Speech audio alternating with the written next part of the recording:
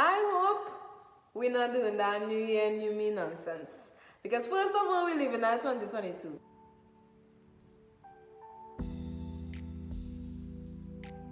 Also, I know it's a new year, and last time I posted a YouTube video, I had promised that it would have more YouTube videos, and then it had no more YouTube videos for the whole year. And I come to promise that it will have more YouTube videos again, but I don't know if you all will believe me, and you probably shouldn't, and that's fair. Anyways, so instead of a movie or show commentary today, I actually wanted to talk about New Year's resolutions, the do's and the don'ts, because somebody have to address it before we throw away our entire year. So the first thing I want you all to not do is list unrealistic things. Second thing I want to say is don't keep it in your head. I used to be the kind of person to say, well, if I know my New Year's resolution and it's me who have to do it, who are writing it down for? Who are putting it in my phone for? But actually the power in manifesting something physically, it real. It genuinely real. So this year, we're not doing the whole, it's in my head, so that's how I'm going to do it. Because truthfully, life moves in seasons. And by the time 2 seasons shift, you're going to forget that that was ever a goal. And then at the end of next year, you're going to look back and be like, wait, I didn't do the thing. Write it down to hold yourself accountable. The next thing I say not to do is announce it. Because, oh my gosh, on behalf of everybody who is following you on social media, we do not care. It's important to you because it's your goal. It's important to your loved ones because they are invested in your life. I am all for showing people the journey so they could know how to do it as well. But I'm talking about the performative stuff like, guys, this year you have no point to prove to anybody. If you're going to do it, we're going to see you do it. Get it done. The next thing I would say is don't fall back into old habits. And it sounds like a given because if I have a New Year's resolution, then obviously, Joel, I'm not going to go back into old habits here. It sounds like a given. But tomorrow you're going to spend 3 hours scrolling on TikTok in the bathroom when you know that you only had 2 hours to get ready on the whole, and that includes packing your lunch for work. And here we are.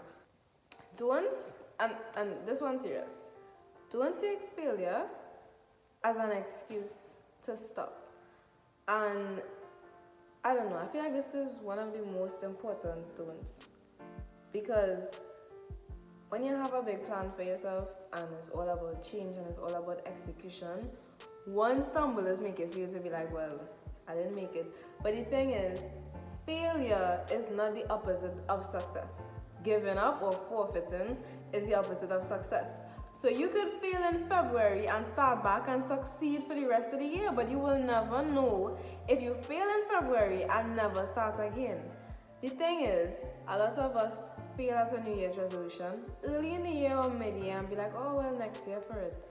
It could have been this year for it though. Like, you gotta think about it like addiction. They just always say to people who are in recovery, people who working towards sobriety, you have to keep going every single day. Being sober is not about being perfect. It's about being intentional. It's about being dedicated. It's about not being afraid to fail and get up again. So if you're gonna have a New Year's resolution this year, you're gonna have to be prepared to give yourself the room to fail, because you're going to. That's just, we're human. We're human. There's gonna be a moment where you forget, oh shucks, I'm not drinking juice this year, and you're gonna be midway through the juice and don't say, oh well, I'm already drinking it, so move it. Catch yourself in the act and correct yourself. The next thing I would say is don't judge yourself based on others. It's New Year's season, you're gonna see everybody big, lovely post with a long caption. It's probably my post with a long caption on Instagram about how good I do this year because I am obnoxious like that, and so is everybody on social media. Social media is an obnoxious place. The minute you start to compare yourself, we all know that is going to steal your joy. Comparison is the thief of joy, been that. And the thing is, people don't post everything. And I'm telling you, as somebody who posts my success way after I tumble and scramble, because the truth is, I don't feel like I need to share all of that. Sometimes when I set any targets, I might not even share that. When I come back to put a recap, it's for me personally to see my memories and to say to myself, you know what, I'm proud of you, or to show someone else that it's possible. Comparing yourself to the best moments of someone's life and holding yourself to that standard for your entire journey, you're setting yourself up to fail. You have to now imagine, okay, if they got there and it took them 2 years and they probably detoured about 5 times, they probably gave up about 6 times, they probably stopped, went back, maybe they didn't even really make it, they probably just edited out photos and make it look like they lose the 30 pounds, but they didn't really, you know, you have to just assume the worst. Assume the hardest thing and tell yourself, okay, I'm going to keep it realistic for me. What do I want to achieve? What is manageable for me? What is measurable for me? What can I hold myself accountable for? So that's the thing. We're not comparing this here. Social media is a trap. Social media is a place to show all the parts you want to show. And we all know that our journey is not just made up of things we want to show. There are ugly parts. And there are the few brave people that show the ugly, and the few brave people who are willing to tell you, oh, well, this is how I really, really, really did it. But heavy on the few. So we're not judging our goals based on what someone else has posted. And next thing to that same point is, just because Tom, Dick, and Harry said that their goal is weight loss doesn't mean that that's going to automatically be your goal this year. Who knows? Maybe you struggle with an eating disorder, so maybe that shouldn't be the thing that you're tackling right now. Maybe for you, a healthier goal is to heal your relationship with food. Somebody else might have a gym rat kind of New Year's resolution and they post it and you're thinking, yeah, maybe I should say something gym related, but you realizing that you don't have the time in your lifestyle to go to the gym, or the traveling expenses it might take for you to go to the gym, or to budget for a gym membership right now in this season of your life might not be ideal. So think of New Year's resolutions that kind of cater to your season of life and your goals and your ultimate targets. You have to ask yourself, what is my personal vision? What is my personal mission? What are things that align with that? What are things that I think I could bite off in manageable pieces and get it done? So all in all, comparison is a big fat no from my teacher. And now we move on to the do's, because it's been a little negative in here. I'm sorry. We just had to. But yes, shake it up. So the first do is make it measurable. Let's not just put sentences that are broad, like lose weight or eat healthier or get a job. Like, let's make it measurable. Get a job by so and so date. Lose this amount of weight. Eat this type of food. Post content this amount of days a week. So we're gonna make it measurable. That's gonna make it scary, because guess what? Now you're actually able to measure if you fail before the year ends. You know why that's important? Because before the year ends, there's still time to do it again. A lot of us want to make ourselves feel comfortable in failure, so at the end of the year we could now realize, oh shucks, I didn't do the thing. Alright, next year for it. Yo, waste your life like that. Set a goal, set a target, set a date, set a number, and on that date and at that number, in that moment, check, and if you're not there, get up and try again before the year is over. I think deadlines and targets should be things that you could measure within the next 3 to 6 months of the year, so that you have time to reevaluate, get up and go again if you didn't hit them. The next thing I would say is make it manageable. I know, because you're fired up and motivated. Motivation is a good thing. You're fired up and you're motivated, so you kind of want to change your whole life, but Rome wasn't built in a day, and you're not going to become a whole new person in 1 year. I mean, you could, but you don't become a whole new person in 1 year by saying, I'm going to become a whole new person. It starts with small steps and small goals and things that you know you could do. Because motivation is nice, but motivation is a fluctuating thing. It's almost a feeling.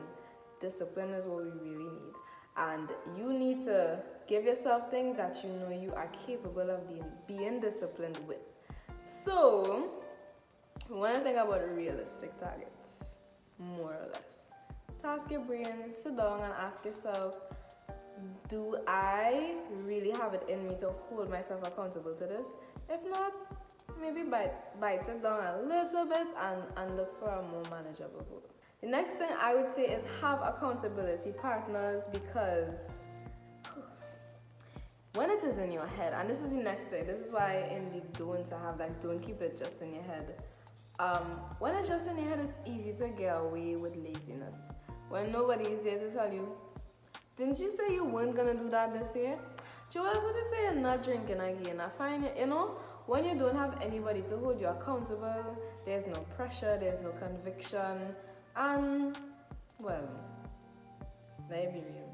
If life that easy, you're not gonna make yourself do the things that have to get done, and that's a bit like setting yourself up to fail. You have to surround yourself with people who will hold you accountable because they heard that this goal is important to you and they'll help you work towards it. Which ties into my next point. You have to surround yourself with people who are already doing or who are already on the path that you want to be on. What you are surrounded by eventually manifests itself in your habits, in your character, in the way you speak, in the way that you dress. Birds of a feather do flock together, and I'm so sorry. We like to pretend, well, that's not me, I just be around any and everybody, and it doesn't affect me in any way. I don't think that's accurate, because I'm a strong-minded person, and I'm strong-willed, and nobody could really change my whole persona, but put me here in a group of people who are completely opposite to me, and I might not be exactly like them, but I won't be further ahead than where I could have been on my path. I will either be stuck at where I was when I met them, or a little bit behind, actually. So these are the things that you really want to mortgage your growth, your development, by surrounding yourself by people who not on your path, who not going where you're trying to head. I would say you want to be around people who have done it, so that they could add value to your life. You want to be around people who can add value, and I'm saying, just because someone doesn't add value to your life doesn't mean they're toxic, Like, you could have real good friends, real nice people, but they don't understand what you're working towards. So this year, they just can't be the people that in your environment constantly, because they are not going to add value. And anything that is not adding value is either going to cause you to be stagnant or further behind, honestly. The next thing I would say is set rewards for your targets, because if you're like me, I'm gonna need some positive reinforcement. And plus, every win deserves to be celebrated. It is not easy. I don't care if the target was drink water every day. I feel like that could be celebrated. Pray every day. Listen, if you do it, if you hold yourself to it, and at the end of the journey you found that, hey, I really did it, reward yourself. But set the reward now, before you've ever done it, so you could have something to motivate you to keep going now. Well, it'd be real cool if I could have that thing, or if I could give myself this, so let me hold myself accountable, let me keep on going. Yeah, we use the word accountable a lot today, so that should already tell you what's the theme of 2023. And lastly, know your why.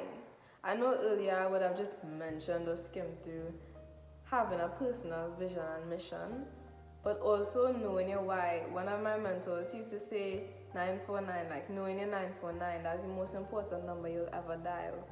That is spelled out Y on the phone, I believe, I hope. At least that's what he used to do when he had showed it to me. But 949, or knowing your why, is one of the things that will help you to overcome challenges and difficulties. One of the things that will help you to understand what direction your resolution or your change or your plan should be taking you in. You need to know where you want to be ultimately. And to be honest, I feel like that goes deeper than material things. Your personal vision and mission is go real deep into what I want to leave with the world, what I want to gain, what I want to share, what I want to see. Ultimately, what am I trying to get at? Like, yes, sure, you might want to make X amount of money, but why? Is it because you want to give back to your family? Is it because you want to give back to the world? Do you have a bigger dream that you want to share? What kind of person do you want to be? Those kind of deeper questions. And then, of course, from that will come some materialistic goals, like, well, in order to do that, I need to do this. And that is fine. But knowing your why, like your core why, is what's gonna make the difference between saying you're gonna do it and actually doing it. Because if your why is important enough, there's nothing that will stop you. And to be honest, that is the end of my New Year's resolution do's and don'ts. I felt like I should have taken the time to talk about this because too many times people who have done it before, or people who have found a way to make it work for them, don't actually tell us how they do it. I have reached a point now where if I say I'm gonna do something at the beginning of the year, bet your bottom dollar at the end of the year, it's done. Que sera, it will be. But that didn't happen overnight. It started with a lot of failure. There were lots of things I was doing wrong. I wasn't putting numbers to it, wasn't writing it down, wasn't surrounding myself with the right people. I was announcing way too much. And listen, bad energy is a very real thing. And I feel like a lot of my plans would have been stopped because envy is out there. And you say it to the wrong person who God never tell you to tell about your plan, and boom, plan fall through like that. I used to give up anytime I failed. I didn't understand, wait, I could get up and try again because I have 4 more months. Yeah. All of those things are things that I burn to learn, and I don't feel like you need to burn to learn it. So this is me telling you what I needed to do to actually see targets become reality, and to watch a vision manifest itself in my life physically. So yeah, New Year's resolutions. Stay tuned for my next video.